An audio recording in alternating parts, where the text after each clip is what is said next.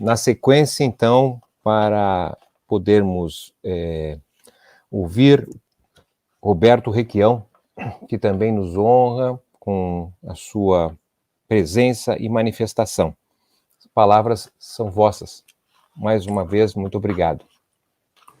Márcio, eu vi duas belíssimas exposições de dois professores, uma profundidade acadêmica e erudita do processo.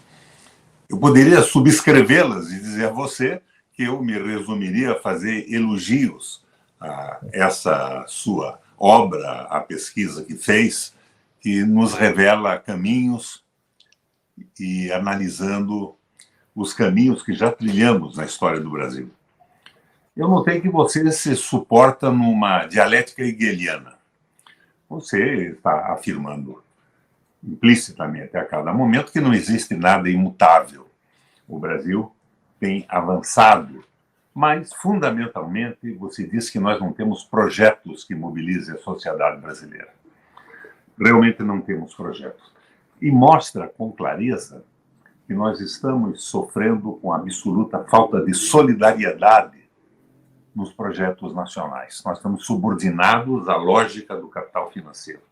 Aí você se alia à visão do nosso Papa Francisco, Caboclo Porreta, apesar de ser argentino. Mas vamos torcer para a Argentina agora contra a França.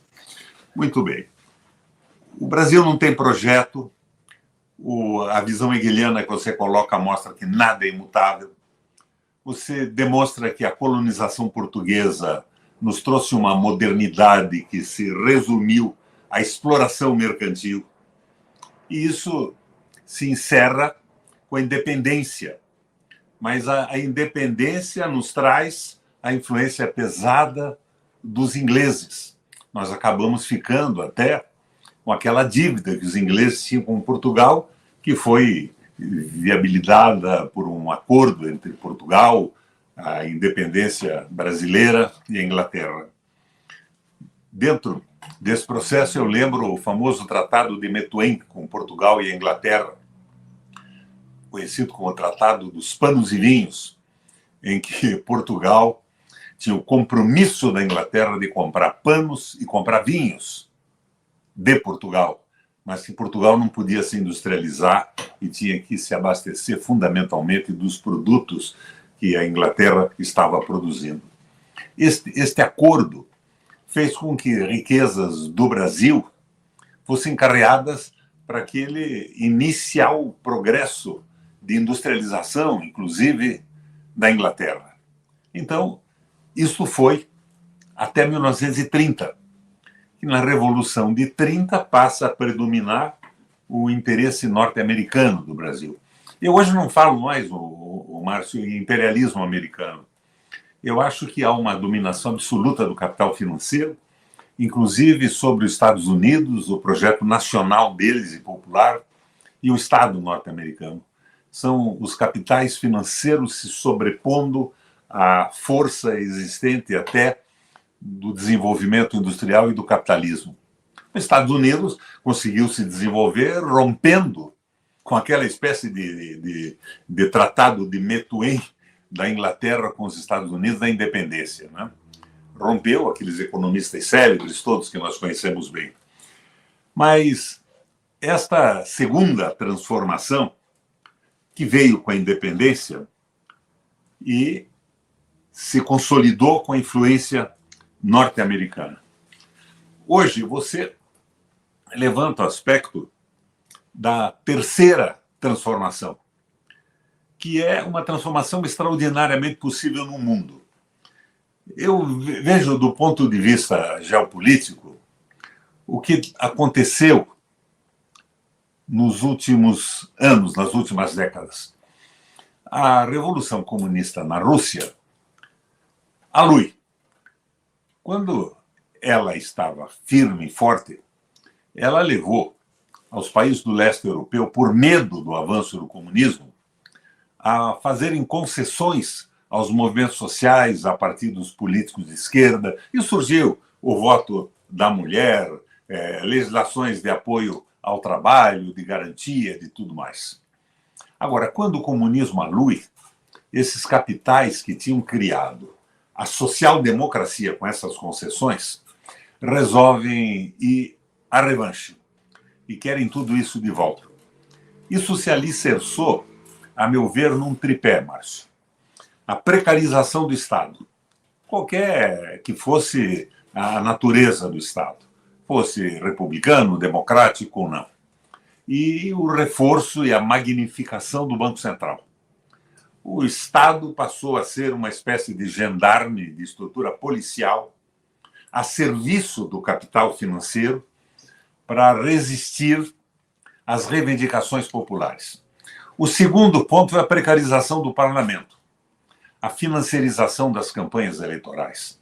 Os parlamentares eleitos não tinham mais compromisso algum com seus discursos na campanha e com os programas dos seus partidos. Eles estavam subordinados aos seus financiadores. E o terceiro ponto de apoio é a precarização da estrutura trabalhista. A fulminação absoluta dos sindicatos, o fim das contribuições, o fim da previdência social. Isto foi o início de uma tentativa de fazer valer o poder absoluto do capital financeiro no mundo. E no Brasil isto veio no governo do Temer, se não me engano, por influência fundamental do Marcos Lisboa, que, aliás, trabalhava no nosso governo petista, mas com a ponte para o futuro. Isso se estabeleceu até agora. Em 1930, nós, brasileiros, éramos industrialmente superiores aos tigres asiáticos. Se não me engano, Tailândia, Malásia, Coreia do Sul e China. Hoje, industrialmente, nós não produzimos 9% do que eles produzem. Então, nós fomos relegados a uma contenção do crescimento industrial de forma praticamente absoluta. E isto se culminou, conforme a ponte para o futuro, na colonização do Brasil. O Brasil trabalhando com as grandes estruturas agrícolas do mundo, sendo um plantador com uma cultura rigorosamente única a serviço dos interesses destes grupos econômicos, quando alguns agricultores, os antigos dominadores da estrutura brasileira, tolamente ingressaram nisso, não percebendo que, inclusive, nós liberamos a compra de terras brasileiras por grupos estrangeiros. Então, nós estamos nessa situação agora. E nesta situação, nós temos uma esperança incrível que eu vejo no último capítulo do seu livro. Esta crise entre a Rússia e a China com os Estados Unidos, pelo domínio do comércio mundial, está nos abrindo uma possibilidade incrível. Acabou a hegemonia absoluta dos Estados Unidos no domínio do comércio do mundo inteiro.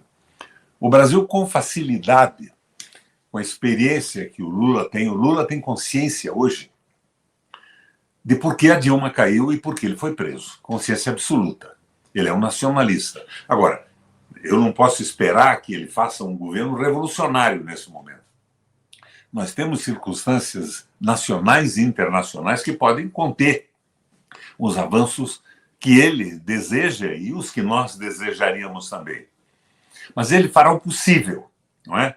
E o possível que é? Eu tenho abordado isso de um ponto de vista aristotélico. É o ato meio, o ato eficiente. O que é o ato eficiente? Medidas que ele deve tomar nesse momento que não sejam temerárias a ponto de arriscar que ele perca o mandato presidencial, por pressão do Congresso, impeachment e tudo mais, mas que também não sejam medidas que cedam às pressões do capital financeiro e impeçam o avanço. Então, nós temos que fazer o possível, mas não menos do que o possível. Ora, você aborda a modificação, inclusive, das relações de trabalho do mundo. O próprio Lula tem falado nisso. Ele diz, quando eu fiz aquela greve do ABC, nós tínhamos 41 mil, se não me engano, é o número que ele fala, 41 mil funcionários na Volkswagen. A Volkswagen hoje tem 7.800. A Ford não existe mais, saiu do Brasil. E a forma de produção, as novas categorias da uberização, da falta de qualquer amparo legal contra todas as conquistas no mundo da social-democracia se acumulam. Ele tem que avançar nisso, mas, fundamentalmente, nós estamos vendo que nós somos compradores de tecnologia do mundo. Além do freio à industrialização, o nosso desenvolvimento tecnológico foi cortado. Os Estados Unidos, na Guerra Fria, não nos permitia mais avançar. Colocou freios na possibilidade de avanço tecnológico do Brasil. E é, como eu vejo, a sua ideia da digitalização, do mundo digital. As formas de trabalho estão se alterando, embora o trabalho industrial ainda seja um trabalho muito bem remunerado, mas com uma quantidade cada vez menor, submisso às tecnologias, à computação e à robotização. Então, nós temos que avançar nesse sentido. Nós temos que restabelecer conquistas trabalhistas. Agora, eu, por outro lado, deixando um pouco à margem essa visão histórica, eu só acredito que nós podemos avançar, inclusive digitalmente, tecnologicamente, se nós reconquistarmos o domínio da Petrobras. Alguns anos atrás, os investimentos brasileiros eram debitados na iniciativa da Petrobras em cerca de 80%. Hoje, com a paridade internacional, essa maneira de administrar e de alienar a empresa, nós não temos mais essa alavanca. A eletricidade é a mesma coisa. E isto ocorre, Márcio, no momento, por exemplo, em que a França estatizou o sistema elétrico, em que a Alemanha estatizou o sistema de energia, a energia fóssil, o petróleo e a eletricidade. Londres está reestatizando o sistema de tratamento de água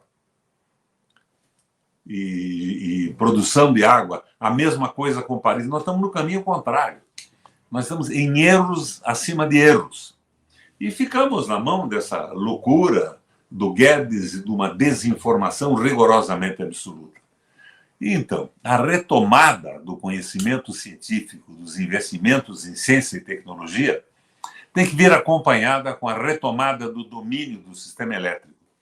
O sistema elétrico privatizado, descobriu a primeira-ministra da França, vira um chupa-cabra contra, inclusive, toda a economia capitalista no momento de dificuldade. Levantam tarifas de forma extraordinária e vão quebrando todo mundo e enriquecendo minorias. Este projeto está sendo levado à frente no Brasil, aqui no Paraná, fundamentalmente. A melhor empresa de energia do Brasil era a Copel do Paraná. Esses caras conseguiram na Assembleia agora uma autorização para vender o controle acionário. É uma vergonha total nesse projeto.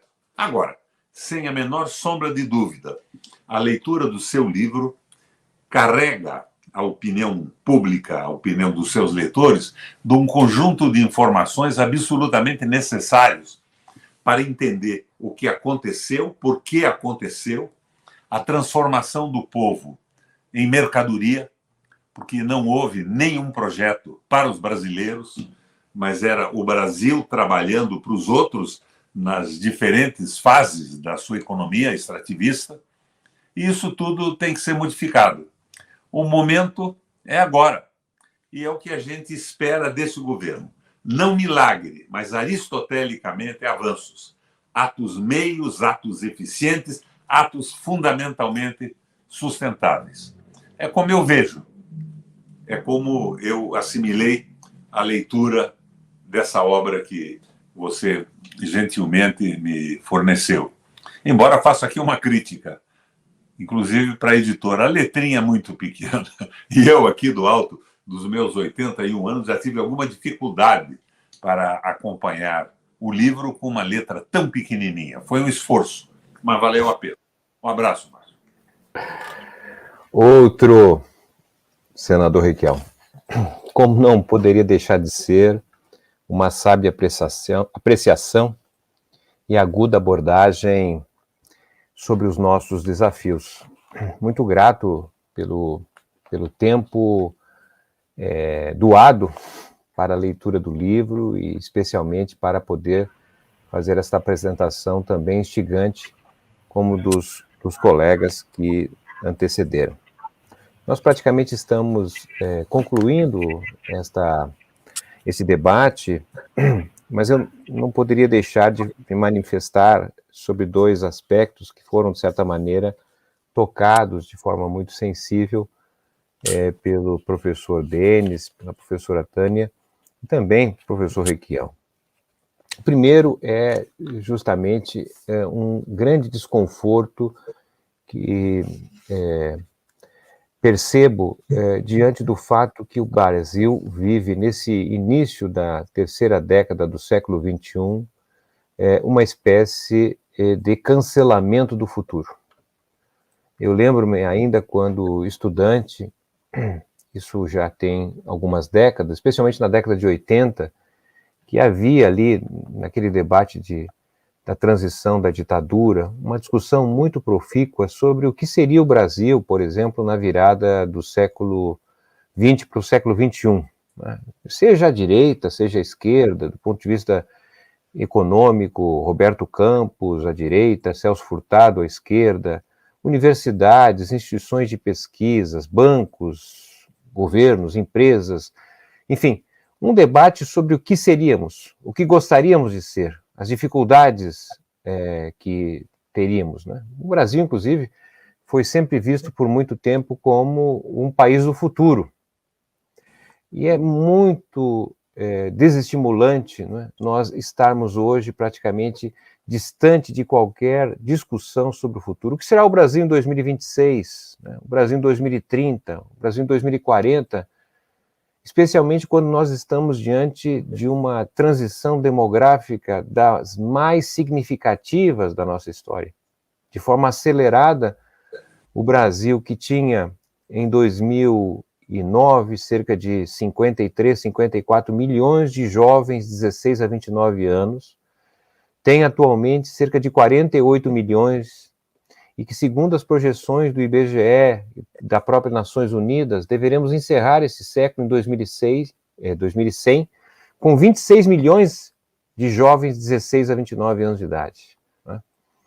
O Brasil é, atualmente, o país que mais escolas tem fechado, diante da redução da taxa de fecundidade, menor pressão de alunos, e grande parte dos prefeitos optaram por fechar escola e concentrar em algumas, colocando as crianças para deslocar através de ônibus, né, sistema de transporte. Seria a saída melhor para o país, ou talvez o ensino, ou aprendizagem em tempo integral? Né? São questões que estão colocadas e as escolhas estão sendo feitas sem uma reflexão. Né? Segundo as projeções demográficas, a partir da década de 2040, nós deveremos ter uma redução absoluta do número de brasileiros. Enquanto a população brasileira cresceu cerca de 5 vezes no século XIX, ela foi multiplicada por 10 vezes no século XX, e no século XXI, possivelmente teremos um crescimento de apenas 4% da população. Um país de dimensão continental como o nosso, que tem concentração de brasileiros ainda nas regiões litorâneas, é justificável esse comportamento demográfico? Há o que fazer ou não? No passado, o tema demográfico sempre foi muito importante tratado e hoje, infelizmente, numa posição secundária.